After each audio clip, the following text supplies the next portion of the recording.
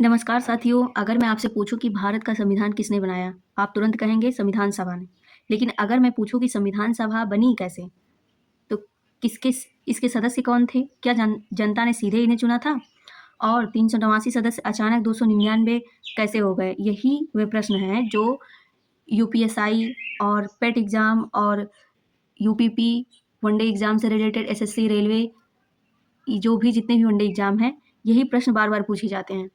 आज का लेक्चर पूरा देखने के बाद यह टॉपिक आपको रटने की ज़रूरत नहीं पड़ेगी, समझने की चीज़ है ये।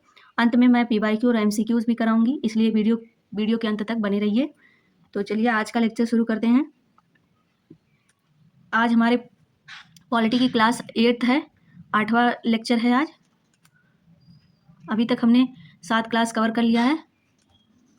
तो जिन लोगों ने भी नहीं देखा है, सारी क्लास एक क्रमबद्ध तौर से रिकॉर्ड की गई है, आप लोग देख सकते हैं और अपने अपने एग्ज़ाम में इससे लाभ ले सकते हैं। ठीक है, आप लोग यकीन मानिए, परीक्षा में कहीं से भी अगर पॉलिटी से संबंधित क्वेश्चन आया वनडे एग्जाम में, जितने भी वनडे एग्जाम कंडक्ट कराए जाते हैं, चाहे यूपी के हों या पूरे अपने देश के जितने भी एग्जाम होते हैं वनडे एग्जाम से रिलेटेड, वो सारे क्वेश्चन यहाँ से बाहर नहीं जाने वाले हैं।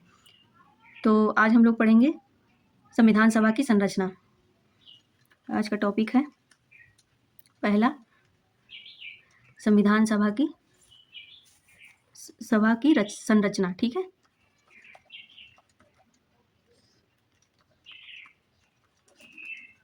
संविधान सभा की संरचना। सबसे पहले समझेंगे कि संविधान सभा की जरूरत क्यों पड़ी। सोचिए अगर भारत आज़ाद होने वाला था, अब देश को चलाने के लिए नियम चाहिए थे। यही नियमों की किताब आगे चलकर भारतीय संविधान बनी। लेकिन सवाल है कि इसे लिखेगा कौन। ठीक है, तो इसी उद्देश्य से संविधान सभा का गठन किया गया था। अब आप लोग गठन देखें। गठन था 1946। आधार क्या था? आधार था कैबिनेट मिशन योजना। कैबिनेट मिशन योजना के तहत किया गया था।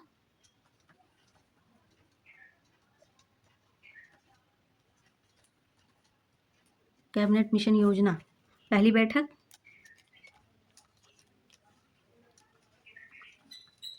बैठक कब हुई थी? 9 दिसंबर 1946 को। ठीक है, 1946 को हुई थी। यही पहला परीक्षा वाला प्रश्न बनता है, क्या संविधान सभा का गठन सीधे जनता के मतदान से हुआ था? तो आप लोग बताइए।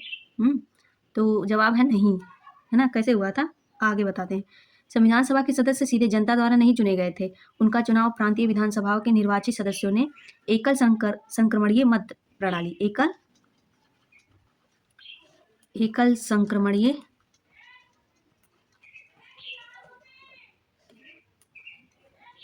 संक्रमणीय मत प्रणाली, ठीक है, ऐसे हुआ था, तथा आनुपातिक प्रतिनिधित्व प्रणाली के माध्यम से किया गया था। और कौन सा प्रणाली था? आनुपातिक प्रतिनिधित्व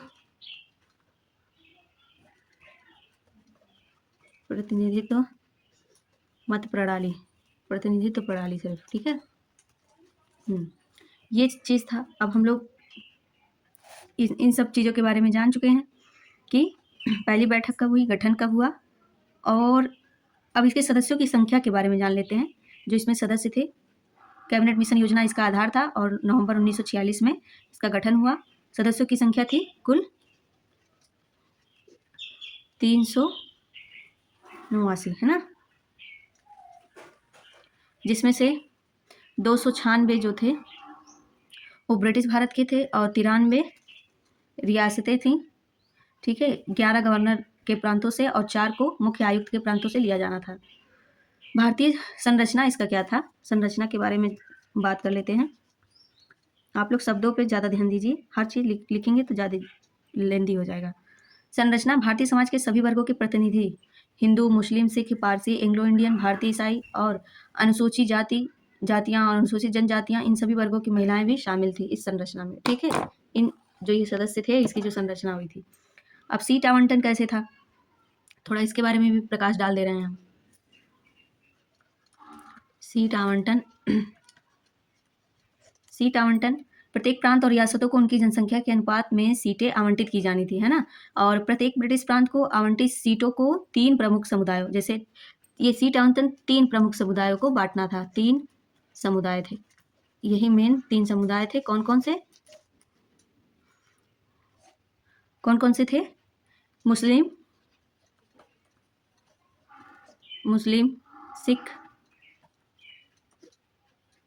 सिख और सामान्य के बीच, सामान्य में यही हिंदू समाज आ रहा था।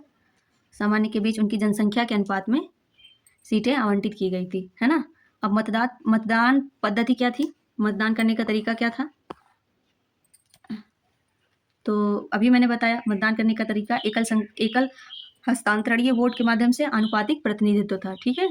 और रियासतों के प्रतिनिधियों को उनके प्रमुखों द्वारा मनोनीत किया जाना था, इस तरह की पद्धति थी, ठीक है। और सदस्य, फिर वही बात, सदस्य थे संविधान सभा आंशिक रूप से निर्वाचित ब्रिटिश प्रांतों में और आंशिक रूप से मनोनीत रियासतों के प्रमुखों द्वारा निकाय बनी सदस्यों को प्रांतीय विधानसभाओं के सदस्यों द्वारा अप्रत्यक्ष रूप से निर्वाचित किया जाना था, ठीक है। ये सारी चीज़ें अभी मैंने आपको बताया ऊपर। इस पर टिप्पणी महात्मा गांधी जी ने क्या कहा था, इसको भी जान लीजिए कि महात्मा गांधी संविधान सभा का हिस्सा नहीं थे, है ना। रियासतों को आवंटित 93 सीटें नहीं भरी गई क्योंकि उन्होंने संविधान सभा से दूर रहने का फैसला किया था। ये भी एक घटना हुई थी, है ना। अब इसको हम लोग ट्रिक के माध्यम से याद कर लेंगे, और ट्रिक ऐसा होगा जो रिलेवेंट होगा, जो पूछने की संभावना हमारे प्रश्न में, पेपर में, हमारे एग्जाम में ज़्यादा रहेगी वही। एक मिनट, इसका जो कलर है वो चेंज कर लेते हैं। पेन कलर चेंज करने के बाद तब हम बता रहे हैं आपको। एस टी वी बराबर एस। तो पहले एस का मतलब है स्टेट लेजिस्लेटिव असेंबली। इसको ध्यान रखिए, जब संविधान सभा की संरचना के बारे में कहीं भी पूछा जाए आपसे पेपर में, तो हम लोग तुरंत अपने दिमाग में ये ट्रिक क्लिक कर लेंगे, है ना, कि स्टेट एस से क्या था, एस टी वी बराबर एस, और एस स्टेट लेजिस्लेटिव असेंबली, है ना। और टी से क्या था, ट्रांसफरेबल वोट, वही ना, हस्तांतरणीय, एकल हस्तांतरणीय मतदान प्रणाली, वही इंग्लिश है इसकी। जिसमें देखिए ट्रिक सही सुटेबल बैठ जाए और याद करने लायक हो जाए तो वही लिख लेना चाहिए, वही याद कर लेना चाहिए। कोई कसम नहीं खाना है कि हाँ हिंदी में ही याद करेंगे, है ना। याद हो बस, एन केन प्रकार हमको याद होना, यही हमारा लक्ष्य है। वी से वोट, मतदान। अब बोलिए, अब इसको हिंदी में भी आपको बता दे रहे हैं, मेरे साथ बोलिए आप लोग, हम लिख रहे हैं, आप लोग मेरे साथ बोला करिए। सीधा वोट नहीं, सारे कॉन्सेप्ट और कंटेंट आपको यही क्लास में याद कराए जा रहे हैं और ब्रीथ ट्रिक के साथ, ताकि आपको याद हो जाए। और ये सारे लेक्चर फ्री ऑफ कॉस्ट हैं, आपके पेपर में पूछे जाने की संभावना बहुत अधिक रहेगी, ठीक है। सीधा वोट नहीं, विधायक चुनेंगे, याद रखिए, यही याद है, यही चीज़ याद रखना है, यही याद रखिए कि सीधा वोट नहीं, विधायक चुनेंगे, है ना। अब इस पे प्रश्न क्या बन सकता है कि संविधान सभा का गठन किस योजना के आधार पर किया गया था। ये PYQ है, पूछा गया प्रश्न है, ठीक है, कि हम प्रश्न बोल दे रहे हैं, संविधान सभा का गठन किस योजना के आधार पर किया गया। और एक प्रश्न क्या बनेगा, माउंटबेटन योजना किस आधार पर किया गया था। प्रश्न नहीं है ये, हम प्रश्न बोल रहे हैं, सुनिए आप लोग। संविधान सभा का गठन किस योजना के आधार पर किया गया था। ऑप्शन ए है माउंटबेटन योजना के द्वारा, ऑप्शन बी वेवेल योजना के द्वारा, ऑप्शन सी कैबिनेट मिशन योजना द्वारा, ऑप्शन डी क्रिप्स मिशन द्वारा। तो आप लोग इसका आंसर कमेंट बॉक्स में दीजिए, बताइए आप लोग। यह प्रश्न अलग अलग परीक्षाओं में कई बार पूछा जा चुका है, ये पूछा जा चुका है, ठीक है। अब इसका एक MCQ बना लेते हैं कि 389 सदस्यों में से कितने सदस्य ब्रिटिश भारत से थे। कितने सदस्य थे, अभी मैंने आपको बताया था। जैसे मैं विकल्प बोल दे रही हूँ, विकल्प ए है 292, विकल्प बी है 296, विकल्प सी है 300, विकल्प डी है 299। आप लोग बताइए, इसका आंसर मैं बता रही हूँ, 296 सदस्य ब्रिटिश भारत से थे। अब आप लोग बताइए, बताना नहीं है, पढ़ना है कि 393 389 सदस्य 389 सदस्य जो थे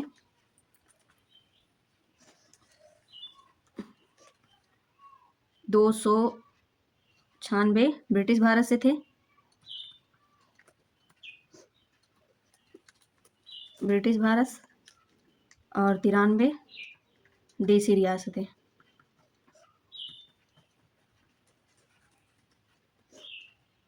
ये उल्टा क्यों जा रहा है, एक मिनट। अब आप लोग सुनिए कि यह संख्या याद मत कीजिए, है ना, इसके पीछे का कारण समझिए। हम नहीं कह रहे आपको याद करिए, इसका कारण समझिए। ब्रिटिश भारत और देसी रियासतों दोनों को प्रतिनिधित्व दिया गया था, ठीक है।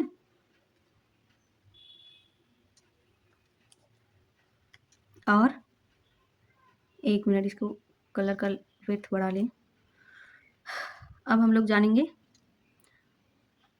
अब एक ऐसा प्रश्न बनेगा जिसमें सबसे अधिक बच्चे गलती करते हैं, जैसे 389 सदस्य 299 कैसे हो गए। तो आइए पढ़ेंगे।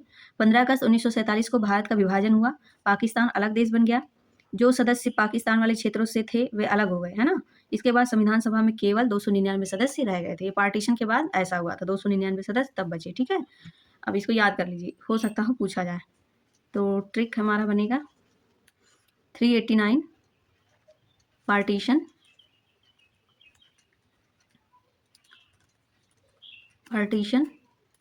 इस 299, है ना।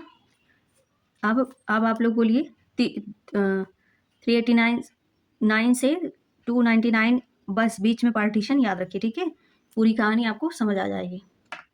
अब एक प्रश्न इस पे जान लेंगे, विभाजन के बाद संविधान सभा के कुल सदस्य कितने रह गए थे विभाजन के बाद, पार्टीशन के बाद। तो आप लोग कहेंगे 299 सदस्य। अब आप जानते हैं कि क्या आप लोग जानते हैं संविधान सभा के स्थायी अध्यक्ष थे कौन, डॉक्टर सच्चिदानंद सिन्हा थे। और अस्थायी सदस्य बने कौन, डॉक्टर राजेंद्र प्रसाद। यही तथ्य भी परीक्षा में बार बार पूछा जाता है। तो एस से सिन्हा बराबर स्टार्ट शुरुआत हुई थी, और आर से राजेंद्र बराबर रेगुलर, हमेशा के लिए स्थायी बन गए।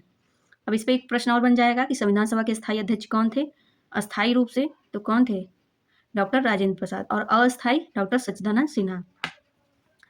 अब तक हमने समझ लिया कि संविधान सभा बनी कैसे, लेकिन अब सवाल यह है कि इन सभा ने संविधान बनाने का लक्ष्य क्या रखा था।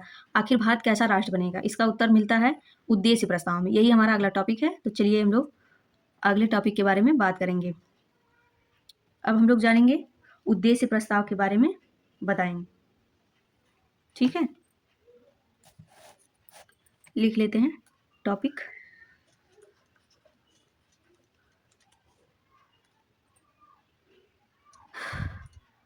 उद्देश्य प्रस्ताव।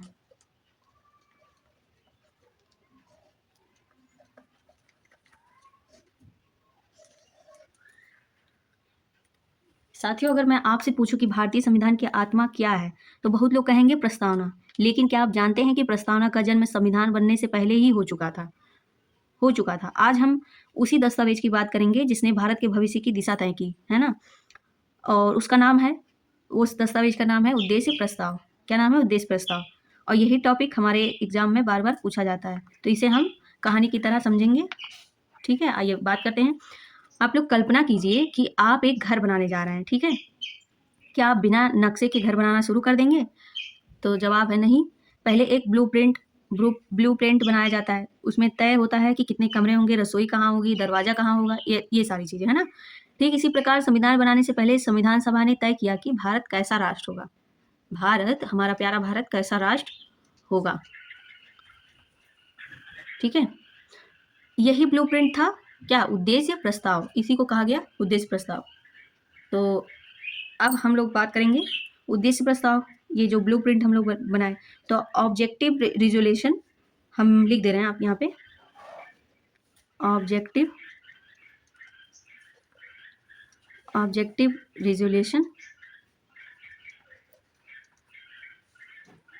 रिजोल्यूशन बराबर संविधान का ब्लूप्रिंट,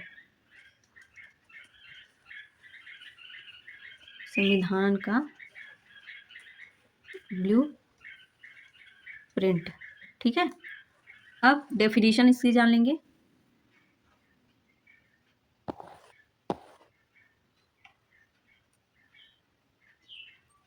डेफिनेशन है, उद्देश्य प्रस्ताव वह प्रस्ताव था जिसमें भारत के भविष्य के संविधान के मूल आदर्शों और उद्देश्यों को निर्धारित किया गया। ठीक है। अब परीक्षा वाला सबसे महत्वपूर्ण प्रश्न यह बनता है कि यह प्रस्ताव किसने रखा और कब रखा। तो चलिए इस पे बात कर लेते हैं, और हम लिख रहे हैं कि किसने रखा और कब रखा। तो यह प्रस्तुत कब किया गया, यह मेन चीज है। प्रस्तुत किया किसने, कब किया गया, 13 दिसंबर 1946, है ना। और प्रस्तुतकर्ता कौन थे, प्रस्तुतकर्ता थे पंडित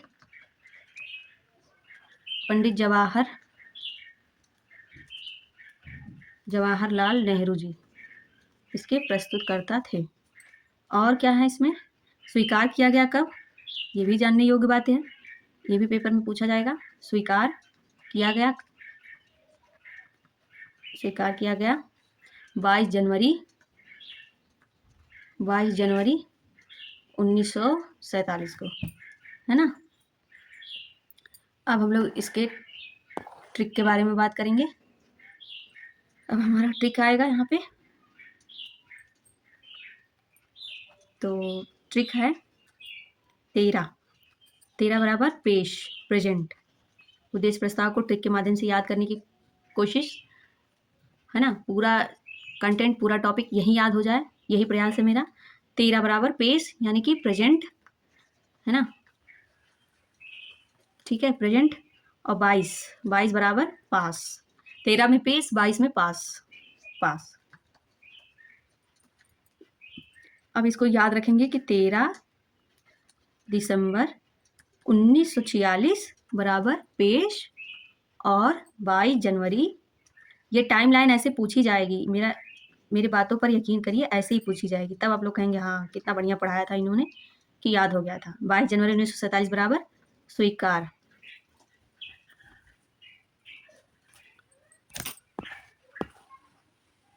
तो अब आप लोग 13 दिसंबर 1946 को पंडित जवाहरलाल नेहरू ने संविधान सभा में उद्देश्य प्रस्ताव प्रस्तुत किया। अब फिर 22 जनवरी 1947 को इसे संविधान सभा ने स्वीकार कर लिया। अब यहाँ पे बात करेंगे, यहाँ ये एक बात बताइए कि अगर उद्देश्य प्रस्ताव 1946 में आ गया था तो संविधान की प्रस्तावना 1949 में क्यों आई, आप लोग सोचिए इस पर। तो चलिए मैं बताती हूँ आपको क्यों आई। क्योंकि उद्देश्य प्रस्ताव केवल दिशा बताता था, है ना, ब्लूप्रिंट था। और जब पूरा संविधान बन गया तब उसी उद्देश्य प्रस्ताव के विचारों को प्रस्तावना का रूप दे दिया गया। अब बात समझ हो गई ना, क्लियर हो गई ना आपको। चलिए ठीक है। अब सबसे महत्वपूर्ण ट्रिक क्या बनेगा, ऑब्जेक्टिव रिजोल्यूशन बराबर ब्लूप्रिंट। एक हमारा सबसे बढ़िया ट्रिक बन के निकलेगा, क्या,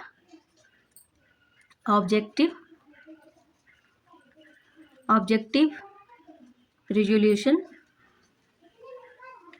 बराबर ब्लूप्रिंट, है ना। प्रिएम्बल बराबर फाइनल मैप, प्रिएम्बल बराबर फाइनल मैप। अब ये चीज़ याद हो गई ना आपको, ये ट्रिक आपको याद रख लेना है। अब परीक्षा का सबसे महत्वपूर्ण फैक्ट क्या बन के आएगा कि उद्देश्य प्रस्ताव ही आगे चलकर भारतीय संविधान की प्रस्तावना का आधार बन गया है। इसे परीक्षा में बार बार पूछा जाता है। तो उद्देश्य प्रस्ताव के प्रमुख बिंदु, ये भी जानना बहुत जरूरी है। चलिए इस पर बात कर लेते हैं। उद्देश्य प्रस्ताव के प्रमुख बिंदु, उद्देश्य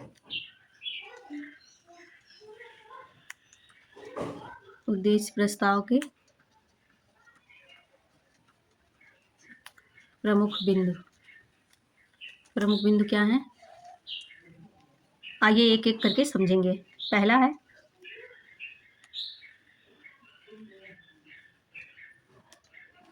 है भारत स्वतंत्र और संप्रभु होगा। पहला क्या है, इसको जानना जरूरी है। भारत स्वतंत्र और संप्रभु होगा। भारत स्वतंत्र और संप्रभु होगा, ये पहला टॉपिक हो, पहला बिंदु है। दूसरा बिंदु है भारत में लोकतंत्र स्थापित होगा। भारत में लोकतंत्र स्थापित होगा। भारत में लोकतंत्र स्थापित होगा। तीसरा, सभी नागरिकों को न्याय मिलेगा। क्या? सभी नागरिकों को न्याय मिलेगा। सभी नागरिकों को न्याय मिलेगा। राइटिंग थोड़ा देख लीजिए, बाकी तो इंफॉर्मेशन और कंटेंट और नॉलेज आपको एकदम बराबर और एकदम सुदृढ़ दिया जा रहा है, ठीक है। तो इस पर कोई शक संदेह करने लायक नहीं बात है। सभी नागरिकों को न्याय मिलेगा। चौथा क्या है बिंदु? समानता सुनिश्चित की जाएगी।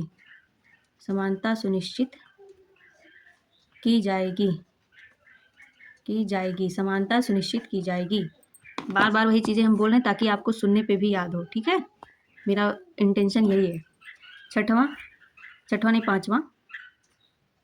पांचवा बिंदु है स्वतंत्रता की रक्षा होगी। क्या होगी? स्वतंत्रता की रक्षा होगी। छठवां बिंदु, अल्पसंख्यकों एवं पिछड़े वर्गों के हित सुरक्षित हो रहेंगे। क्या रहेंगे? अल्पसंख्यकों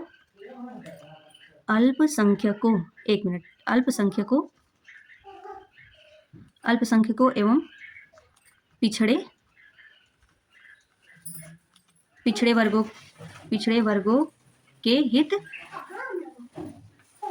अल्पसंख्यकों एवं पिछड़े वर्गों के हित क्या रहेंगे? सुरक्षित रहेंगे। ये भी सुरक्षित रहेंगे, है ना। अब विश्व शांति को बढ़ावा दिया जाएगा। सातवां क्या था? सातवां बिंदु, विश्व शांति को बढ़ावा दिया जाएगा, ठीक है। विश्व शांति को बढ़ावा दिया जाएगा। यहाँ तक हमारे ये उद्देश्य प्रस्ताव के बिंदु थे। ये हमें जानना जरूरी था, ठीक है। टाइमलाइन, गठन, स्थापना और प्रस्तुतकर्ता और इसके इम्पोर्टेंट बिंदु ये जानने बहुत ज़रूरी थे। अब इसके हम लोग मेमोरी ट्रिक की बात कर लेंगे। अब आगे हम लोग बात करेंगे ट्रिक्स के बारे में, ठीक है। पेन कलर चेंज करते हैं। हमारा ट्रिक है हमारा, ये देखिए, एक शब्द मैंने बनाया था, हो सकता हो, मुझे तो ऐसे ही याद हुआ था, आप भी याद करिए। स लो न्या स स्वा, ऐसे स लो न्या स स्वा। अब स से हिंदी में भी आप लोग सोच रहे होंगे ना, हिंदी में भी बनाया मैंने। स से संप्रभुता, क्योंकि यही हमारे पेपर में ज़्यादा आएगा। स से संप्रभुता, लो से लोकतंत्र, न्या से न्याय,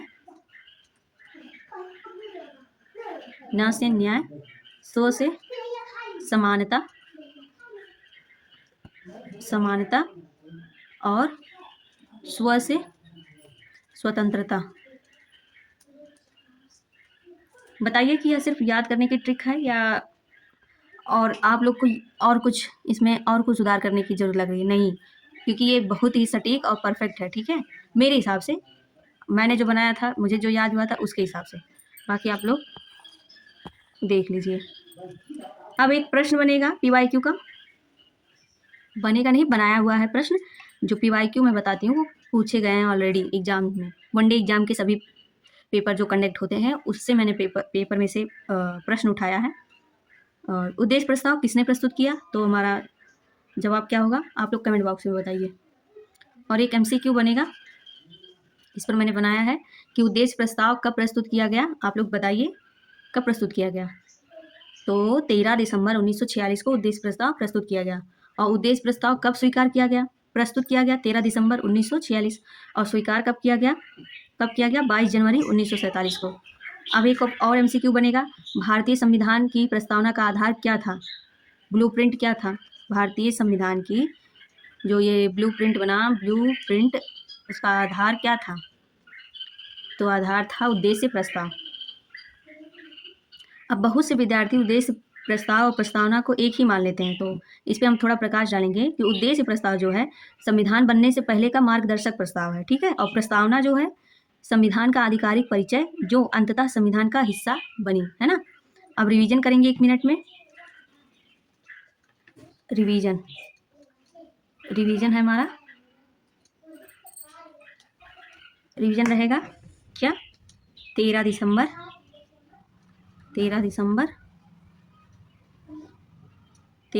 1946 में क्या हुआ, प्रस्तुत हुआ और 22 जनवरी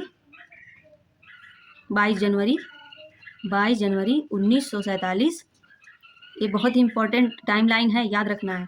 22 जनवरी 1947 को क्या हुआ, स्वीकार हुआ। क्या हुआ, स्वीकार हुआ। और प्रस्तुतकर्ता कौन थे, जवाहरलाल नेहरू, जवाहरलाल नेहरू जी, है ना, नेहरू जी। और प्रस्तावना का आधार क्या है, उद्देश्य प्रस्ताव। ये हो गया हमारा 1 मिनट का रिवीजन। आपको कंटेंट भी बताया गया, ट्रिक के माध्यम से याद कराया गया बार बार, और अब आपका रिवीजन भी कंप्लीट करवा दिया गया, उद्देश्य प्रस्ताव, ठीक है। अब हमने समझ लिया कि संविधान सभा किस उद्देश्य से आगे बढ़ी, लेकिन संविधान जैसे विशाल दस्तावेज को एक ही समूह में नहीं बना सकता था, ठीक है। इसके लिए कई समितियां बनाई गई। अब हम पढ़ेंगे संविधान सभा की प्रमुख समितियां, जहां से परीक्षा में सबसे अधिक तथ्यात्मक प्रश्न पूछे जाते हैं। तो आप लोगों ने यहाँ तक चीज़ें समझ ली, आप लोगों को याद भी हो गया होगा और आपका रिवीजन भी हो गया। अब हम लोग बात करेंगे प्रमुख समितियों के बारे में। तो हमारा अगला टॉपिक है प्रमुख समितियां, संविधान सभा की प्रमुख समितियां, ये टॉपिक है, ठीक है। प्रमुख समितियां।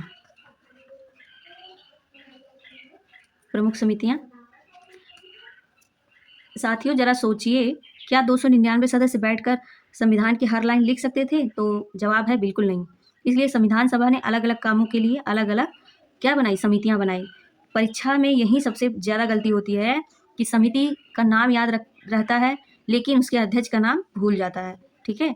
आज के बाद यह गलती कभी नहीं होगी। तो आप लोग इस वीडियो में इस गलती को सुधार लेंगे इस लेक्चर में, ठीक है। अब हम लोग बात करेंगे प्रमुख समितियों में। मान लीजिए आप लोग एक बहुत बड़ा घर बनाना है आप लोगों को, ठीक है। एक ही व्यक्ति नक्शा बनाएगा, ईंट लगाएगा और बिजली बिजली की वायरिंग करेगा, पेंट करेगा और फर्नीचर भी लगाएगा? तो नहीं, जितने भी जो भी कारीगर हैं सबके अलग अलग काम बटे हुए हैं, तो ऐसा नहीं हो सकता। तो हर काम के लिए अलग अलग विशेषज्ञ होते हैं। ठीक इसी प्रकार संविधान सभा ने भी अलग अलग कार्यों के लिए 22 प्रमुख समितियां बनाई। कितनी? 22। इनमें 8 प्रमुख मेजर और 4 गौड़ माइनर समितियां थीं। तो संविधान सभा, इसको हम लोग लिखेंगे क्या कि संविधान सभा में कितनी समितियां? 22 समितियां थी। कितनी समितियां थी? 22 समितियां थी, है ना। अब इन 22 में 8 जो है प्रमुख हैं और 14 जो हैं गौड़ हैं। क्या है? गौड़, है ना। अब मैं आपको केवल वही समितियां पढ़ाऊंगी जिनसे बार बार प्रश्न पूछे जाते हैं। तो पहली समिति है प्रारूप समिति। कौन सी समिति? प्रारूप समिति, ठीक है। सबसे पहले याद रखिए, यदि संविधान सभा एक कंपनी होती तो ड्राफ्टिंग कमेटी उसका राइटिंग डिपार्टमेंट होता, है ना। होता कि नहीं होता अगर एक कंपनी होती? तो इस समिति का काम था पूरे संविधान का अंतिम मसौदा ड्राफ्ट तैयार करना। ये जो प्रारूप समिति थी इसका जो काम था पूरे संविधान का अंतिम मसौदा ड्राफ्ट तैयार करना। तो प्रारूप समिति यहाँ पे लिखा है, प्रारूप समिति। अब इसका गठन कब हुआ? गठन 29 अगस्त 1947। है ना। प्रारूप समिति का गठन 29 अगस्त 1947 को हुआ और अध्यक्ष कौन थे? डॉक्टर भीमराव अंबेडकर जी। डॉक्टर भीमराव अंबेडकर क्या थे? प्रारूप समिति के अध्यक्ष थे। और गठन कब हुआ? 29 अगस्त 1947 को हुआ। ठीक है, अब इसको हम लोग ट्रिक के माध्यम से यहीं पर याद कर लेंगे।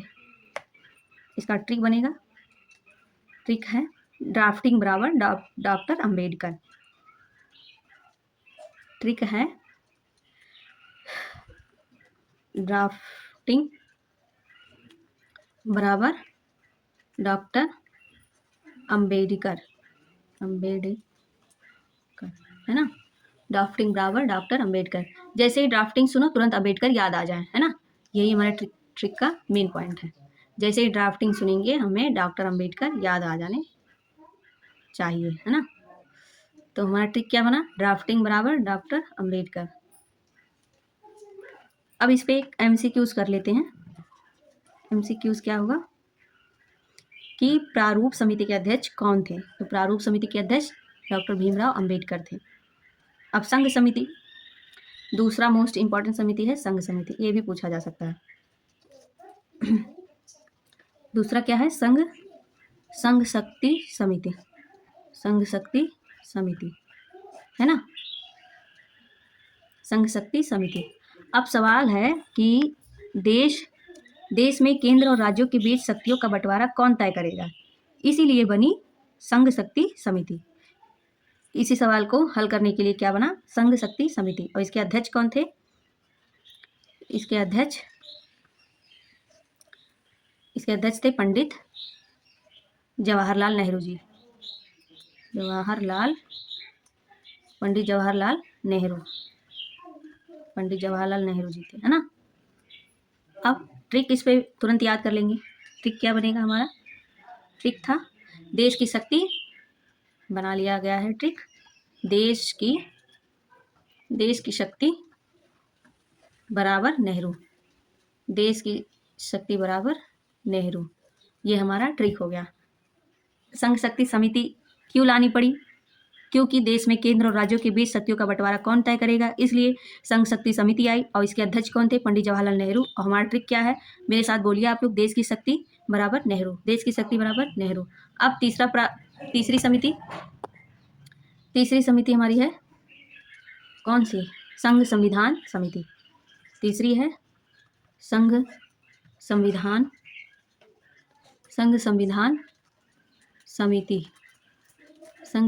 समिति। अब इस समिति का कार्य जो है संघ सरकार की संरचना तय करना।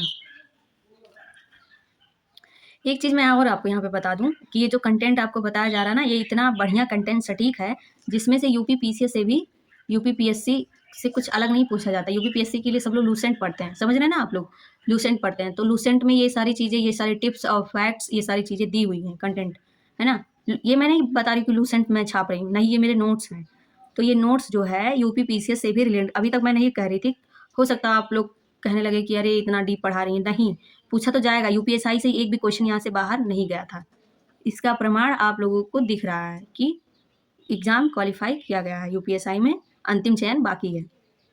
तो आप लोग निश्चिंत रहिए, यूपीपीसीएस वाले स्टूडेंट भी ये पढ़ सकते हैं, इस पर कोई दो राय नहीं है। अब हम लोग पढ़ेंगे संघ संविधान समिति। इस समिति का कार्य क्या था? संघ सरकार की संरचना तय करना। अध्यक्ष कौन थे? जवाहरलाल नेहरू जी। संघ संविधान समिति, इसमें बस यही जानना है, इसके भी अध्यक्ष जवाहरलाल नेहरू थे। अब प्रश्न बन जाएगा क्या? संघ शक्ति समिति एवं संघ संविधान समिति दोनों के अध्यक्ष कौन थे? तो जवाब होगा हमारा जवाहरलाल नेहरू, है ना।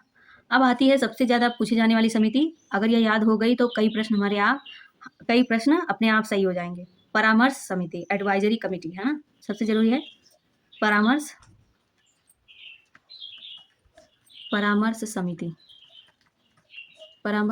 समिति। इस समिति का कार्य क्या था? इसका कार्य हम लोग जानेंगे, मेन पार्ट है कार्य जानना। अब कार्य के बारे में बात करेंगे। इसका कार्य था मौलिक अधिकार, परामर्श किस पे करना? मौलिक अधिकार और दूसरा अल्पसंख्यकों के अधिकार के बारे में परामर्श। अल्पसंख्यकों, ये लाइन नहीं सीधी बन रही है यार। अल्पसंख्यकों, अच्छा नहीं लग रहा, मिटा देते हैं। 1 मिनट।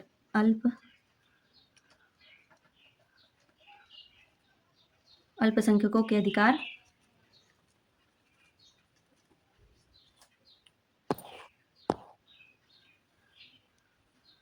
जनजातीय क्षेत्रों से जुड़े विषय। और क्या था? जनजातीय क्षेत्रों से जुड़े विषय, है ना? जनजातीय क्षेत्रों से जुड़े विषय। अध्यक्ष कौन थे? सरदार वल्लभ भाई पटेल। इसके अध्यक्ष, ये पूछा जा सकता है। अध्यक्ष जी थे सरदार वल्लभ भाई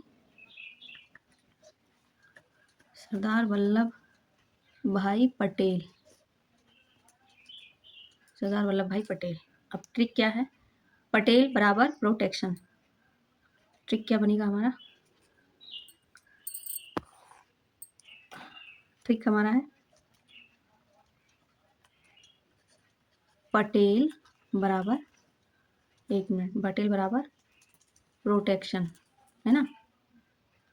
पटेल बराबर प्रोटेक्शन, ये हमारा ट्रिक, यानी अधिकारों की सुरक्षा। अब मौलिक अधिकार उपसमिति।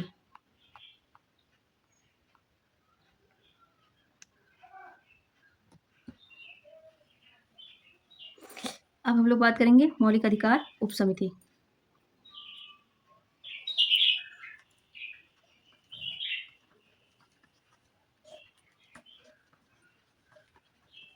मौलिक अधिकार उपसमिति।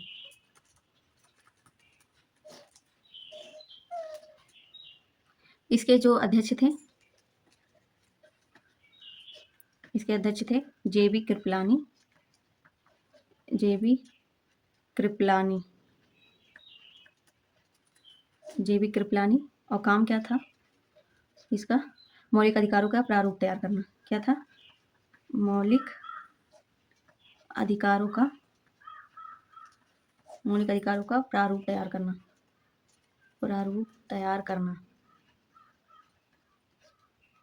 तैयार करना। ठीक है। अब अगला था प्रांतीय संविधान समिति।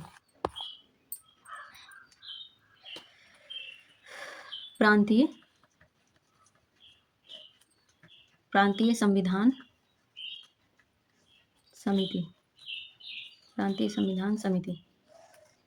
इसके अध्यक्ष हैं सरदार पटेल जी। सरदार पटेल।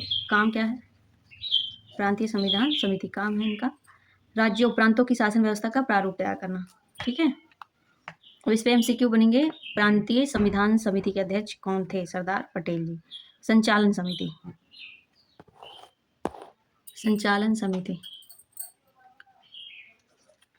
1 मिनट।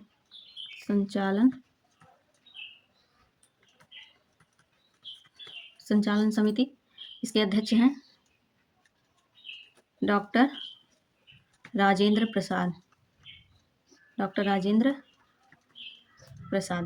काम क्या है? संविधान सभा की बैठकों का संचालन और कार्यसूची तैयार करना। अब इस पे प्रश्न आया है PYQ में कि संविधान सभा की प्रारूप समिति का गठन कब किया गया? तो अभी मैंने बताया था आपको कि 29 अगस्त 1947 को किया गया। संविधान सभा की प्रारूप समिति का गठन कब किया गया? तो 29 अगस्त 1947 को किया गया।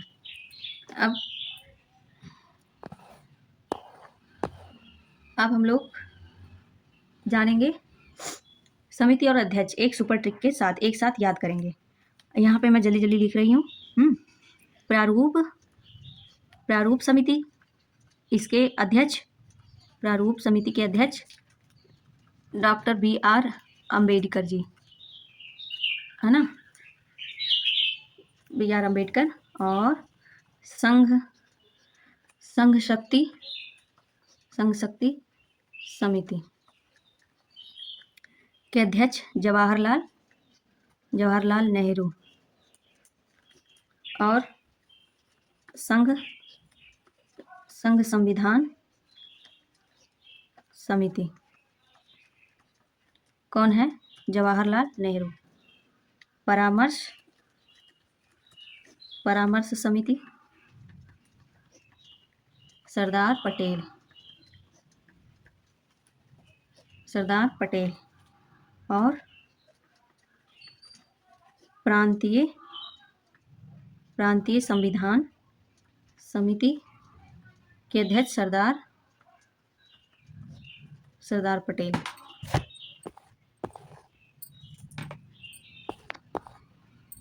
पटेल। और मौलिक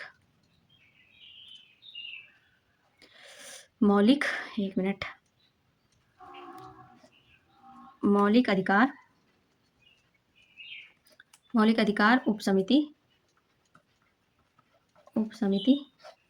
के अध्यक्ष जेबी कृपलानी है ना। और संचालन समिति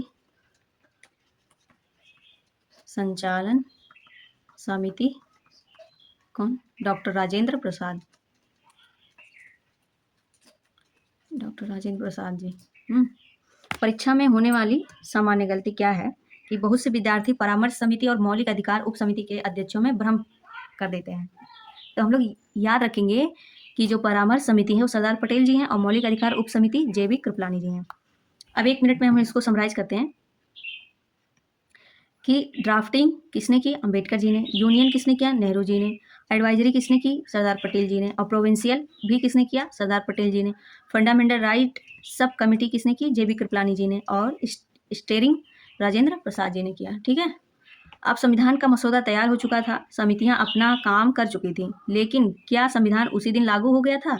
नहीं। अब हम समझेंगे संविधान का अंगीकरण, एडॉप्टेशन, अधिनियम और प्रवर्तन क्या है। और 26 जनवरी 1949, 24 जनवरी 1950 तथा 26 जनवरी 1950 ये तीनों तिथियां क्यों इतनी महत्वपूर्ण हैं, आगे हम लोग बात करेंगे।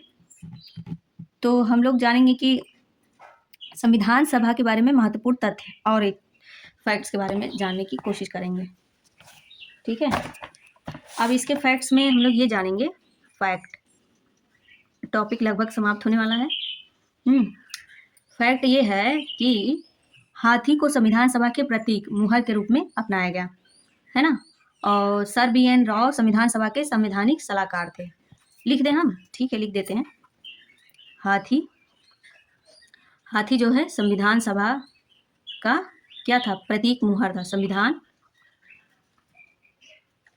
सभा का प्रतीक क्या था? मुहर था। और एक फैक्ट क्या है? सर BN राव संविधान सभा के क्या? संवैधानिक सलाहकार। ये भी जान लेंगे हम लोग, पूछेगा एग्जाम में। संवैधानिक सलाहकार कौन है? Sir BN Rao. Sir BN Rao. HBR अयंकर संविधान सभा के सचिव थे। यहाँ पे ये भी जान लेंगे, संविधान सभा के सचिव कौन थे? HBR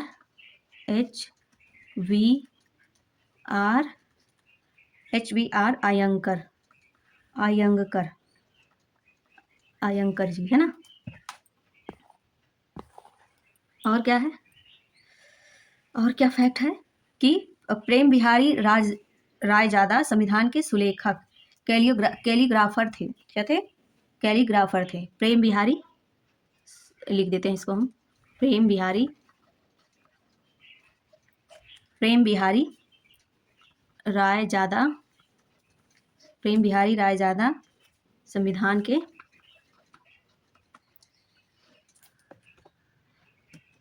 ये सब बात हो रही है भारतीय संविधान के फैक्ट के बारे में। क्या क्या जाना हमने कि संविधान सभा के प्रतीक मुहर के रूप में अपनाया गया। किसको? हाथी को, है ना।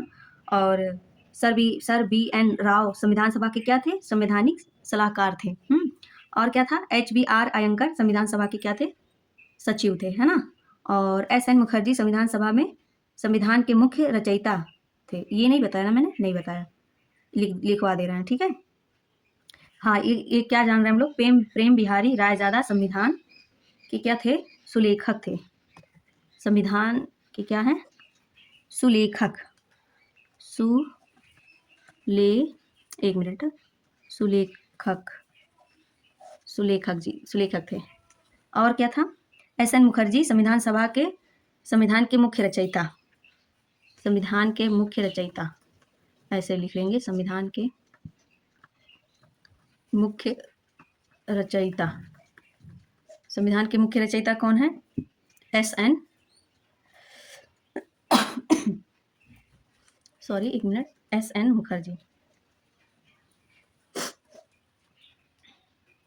एस.एन. मुखर्जी और नंदलाल बोस और बी.आर. सिन्हा ने संविधान को सजाया और संवारा। संवारा किसने, संविधान को किसने, नंदलाल बोस और कौन है, और हैं नंदलाल बोस जी हैं, और बी.आर. सिन्हा जी। कौन है, बी.आर. सिन्हा। और हिंदी संस्करण का एक मिनट, हिंदी संस्करण का सुलेखन वसंत कृष्ण वैद्य द्वारा किया गया और नंदलाल बोस द्वारा अलंकृत किया गया। ये ठीक है, इतना रहने देते हैं।